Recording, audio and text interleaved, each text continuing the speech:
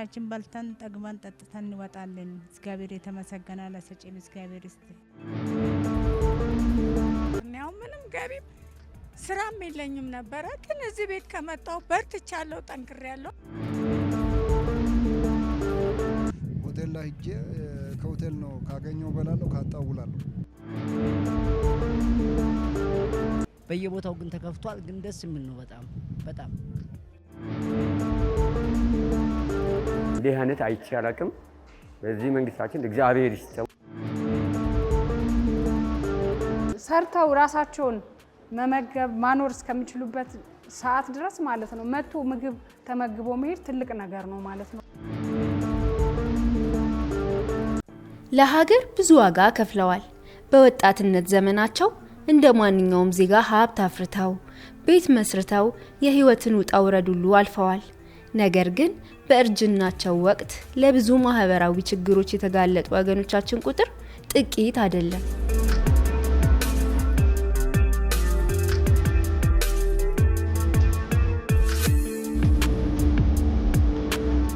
እነዚህን የሀገር ካስማ ዜጎች ረሃብ አይታገስምና የሰው ፊትም በብዙ አሰቃይታችኋልና ችግራችሁ ችግሬ፣ መራባችሁ ረሃቤ፣ መጠማታችሁ ጥማቴ፣ መታረዛችሁ እርዛቴ ነው የሚል ወገንና ዘመድ ባጡበት አስቸጋሪ ወቅት መንግስት መከታ ሆኗቸዋል።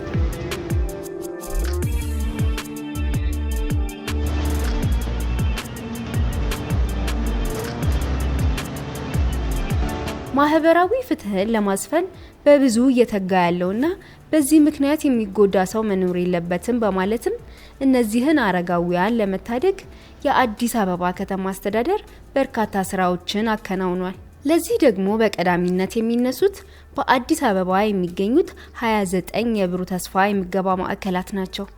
ዛሬ በዚህ የማዕድ መቋደሻ ቤት ያ የደካሞች እንባ ታብሶ የአረጋውያን ለችግር የተጋለጡ አካል ጉዳተኞች ፊት በርቶ በመታየቱ የማይደሰት ሰው ይህን ሀሳብ ላፈለቁና ለተገበሩ መሪዎች ስራውን ለሰሩ እጆች ክብር የማይሰጥ የለም። የማዕከሉ ፍሬው አፍርቷል፣ በርካቶችም ተጠቃሚ ሆነዋልና። አዳኑ ጉልማ ይባላለሁ። ከተጀመረ ጀምሬ ነው የጀመርኩት። ይኸው ከዛሬ እዚህ ጋር እንደምታው በሰዓታችን ጠብቀን ሮጠን እንመጣለን። በልተን ጠጥተን ከደጅ ጥበቃ ጀምረን ከመዝገባ ጀምረን ቆሞ አብልቶን አጠጥተን ነው የምንወጣ። አይቼም አላቅም። እኔ ከሀገሬ ልጆኜ ነው የመጣው። ወደ 50 ዓመት ነው እዚህ ወረዳ የኖርኩት። እንዲህ ነገር አይቼ አላቅም። አሁን ይሄው ምሳችን በልተን ጠግበን ጠጥተን እንወጣለን። እግዚአብሔር የተመሰገነ ለሰጪም እግዚአብሔር ይስጥ፣ ለእናንተም እግዚአብሔር ይስጥ። ከመጠን በላይ ወጥ ካነሳ ጨምሩ ብለን ቁጭ ብለን በተቀመንበት ቆመው ነው የሚያበሉን። እግዚአብሔር ይስጣችሁ ብለናል። ወጥ አንልም፣ እንጀራ አንልም። ዛሬ አንድ እንጀራ ስንት ነው? ሱቅ ብንገዛ 25 ነው አንድ እንጀራ። 25 ማለት ቀላል አይደለም። ሰው ካልሰራ 5 ብር አያገኝም። እኔ ቁጭ ብዬ ነው በቀን 50 ብር ከነወጡ ምበላ። 2 እንጀራዬን አገኛለሁ። ከልጆቻችን ጋር እየበላው ከልጆቼ ጋር እየበላው ነው። እግዚአብሔር የተመሰገነ። ወይዘሮ ማሚቱ በቀለ እባላለሁ። አሁን እንግዲህ 3ኛ ዓመት ይዣለሁ። እዚህ መገባለሁ። ምግብ በጣም ጥሩ ነው። እየበላው ነው እየመጣው በሰዓት ሁልጊዜ በጣም እያመሰገንኩ ነው። እግዚአብሔር ይመስገን። እቺን ግቢ አምኛት እንደ እናት ልጅ ሰዓት ጠብቄ መጥቼ በልቼ እሄዳለሁ። ያችንም ይዤ እወጣለሁ ለልጄ ስለመምጣት ስለማይችል ነው። እሱንም ያው በኃላፊነት አድርጌ ከሰው ፊት ከሰው እጅ አድናን ከአስፋልት አድናን እዚህ መተን በመጉረሳችን ማለት ነው። ከአቅማችን አንጻር ነው። ያው ምንም ገቢም ስራም የለኝም ነበረ፣ ግን እዚህ ቤት ከመጣሁ በርትቻለሁ፣ ጠንክሬያለሁ፣ አመስግኛለሁ። በጣም ፈጣሪንም ሰውንም በጣም በደስታ ላይ ነው ያለሁት። እጄን ታጥቤ ገብቼ በልቼ እወጣለሁ። ያችንም ወስጄ ለልጄ ያበላል። እግዚአብሔር ይመስገን። እግዚአብሔርን እያመሰገንኩት ነው። ከሁሉ ነገር ነፃ እንደወጣው ነው የምቆጥረው። እውነቴን ነው የምለው። ደህናም ይሁን መጥፎም ይሁን ለይቼ አወቅኩት። እግዚአብሔርን አመሰግነዋለሁኝ። ድርጅቱንም አክብሬው አመስግኘው እኖራለሁ። ሁልጊዜም ከሆዴ አይወጣም፣ ከሀሳቤም ከልቤም አይጠፋም። ተመስገን ብያለሁ። ለፈጣሪም ለሰዎቹ አመሰግናለሁ። እንጀራቸው ሰፊ ይሁን፣ ትከሻቸው ሰፊ ይሁን፣ እንጀራ ያገኙ ነው የምለው። እንደኔ እንዳበሉኝ ስሜ መቶ አለቃ አጥናፉ ገብረ ማርያም እባላለሁ። በዚህን ሰዓት በቀን የእንጀራ መገኘቱ በጣም ትልቅ ነገር ነው እንደራሴ ሲገልጸው። ምክንያቱም በአሁኑ ሰዓት የኑሮ ውድነት በሀገራችን በኢትዮጵያ ብቻም ሳይሆን በዓለም ኢኮኖሚ ላይ በጣም ጫና እየፈጠረ በመጣ ሁኔታ ይሄ እንጀራ በቀን አንድ እንጀራ መገኘቱ በጣም ነው ማመሰግነው። ከንቲባችንም የለፉ ግብር ከፋዮች ሁሉ በጣም ነው ማመሰግነው። እንደራሴ በጣም በሰፊ ነው የሚገልጠው። በጣም ጥሩ የሆነ ማስተንግዶ ነው እዚህ የሚያስተናግዱ ማለት ሰራተኞችም ሁሉም በጣም ጥሩ የሆነ ነገር ነው ያየሁት። እኔ ከዚህ ከመጀመሪያ በፊት ምንም እንትን ስለሌለኝ ሆቴል ላይ ሄጄ ከሆቴል ነው ካገኘው በላለሁ ካጣውላለሁ። በጣም የተሻለ ነው። ምክንያቱም አለ ብዬ ቋሚ ምሳሌ ብዬ ተማምኜ ነው ከቤተም ስወጣ ይሄ ቋሚ አድርጌ ነው እንትን የሚለው በጣም ነው ይሄ የረዳኝ ማለት ነው። በጣም ጥሩ ነገር ነው። ጥራቱ በጣም ምንም የጎደለው ነገር የለም። ምንም የጎደለው ነገር በጣም ጥሩ ነገር ነው የሰሩ ያሉት ከነ ማስተንግዶ ሁሉም ነገር በጣም ጥሩ ነው። ሁሉን ነገር ተቀብያለሁ እንደራስ ምንም የጎደለብኝ ነገር የለም። በተለይም በቂርቆስ ክፍለ ከተማ የሚገኙ 4 ማዕከላት እነዚህን ደጋፊና ዘመድ የሌላቸውን አረጋውያን በተፈጥሮና በሰው ሰራሽ ምክንያት ለጉዳት የተጋለጡ ዜጎችን እንዲሁም በተለያዩ ችግሮች ምክንያት መኖሪያቸውን ጎዳና ላደረጉ ወገኖች መግቦና አጠጥቶ ተስፋ እንዲሰንቁ አድርጓል። አባይነሸቱ በጣም ደስ ብሎኛል። ምግብ ማዕከሉ በጣም ደስ ብሎኛል። ከንቲባችን አዲያነች በየቦታው ባቋቋማችሁ በጣም ደስ ነው ማለት በጣም ተልብ ነው ደስ ያለኝ። ቆንጆ ምሳ ነው። ቆንጆ ምሳ በልቻለሁ። በፊት ምንም የለኝም ነበር። ያው በቃ ተሰው በቃ ሰው እየተባበረኝ ነበር። አሁን ግን ያው እዚህ በልቻለሁ። እግዚአብሔር ይስጥልኝ፣ አመሰግናለሁ። ሰው ተማስቸገር በቃ እንደዚህ ተዘጋጅቶ በወንበር ላይ ቁጭ ብሎ በጣም ምርጥ ነገር ነው። በጣም ደስ የሚል ነገር ነው። በየቦታው ግን ተከፍቷል፣ ግን ደስ የሚል ነው። በጣም ደመቀ አድማሱ ምሳችን አመጋበቡ አቀራረባቸው በጣም በትህትና የተሞላ ነው። በጣም ሰራተኞቹ የሚደነቁ ናቸው። በጣም እንደ ከቤተሰብ የበለጡ አንድም ቀን አስከፍቶን አያውቁም።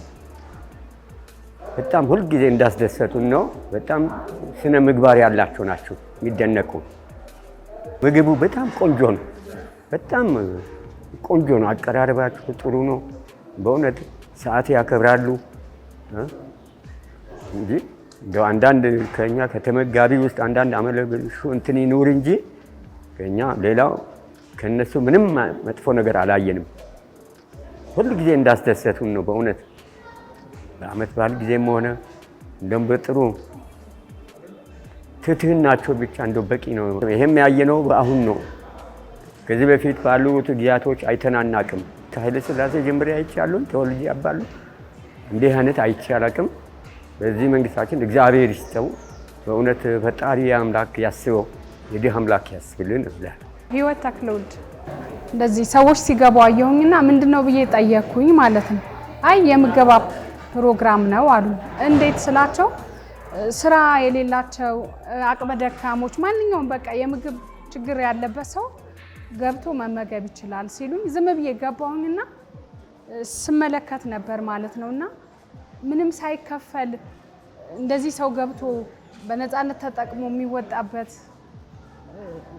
ያው አየሁኝ ማለት ነውና እኔ የምሰማው ወይም ማውቀው በውጭ ሀገራት ማለት ነው ሄደው አንድ ሰው ስራ ባይኖረው ገንዘብ ባይኖረው እንደዚህ የምገባ ፕሮግራም ሄዶ እንደሚመገብ አቅ ነበርና አገራችን ውስጥ ደግሞ አዲስ አበባ ውስጥ እንደዚህ ነገር ማየቴ መልካም ነውና ለብዙ ሰው ያላወቀ ሰው ማለት ነው መጥቶ እንደዚህ አይነት ቦታዎች እየመጣ ቢመገብ መልካም ነው ብዬ አስባለሁና እንደነዚህ አይነቶችን ደግሞ መደገፍ በጣም ጥሩ ነው እና ደስ የሚል ነው። በጣም ደስ ብሎኛል እኔ እንደ አንድ ዜጋ ማለት ነው። ሁሉም ቁጭ ይላሉ፣ ምግባቸው ይሰጣቸዋል።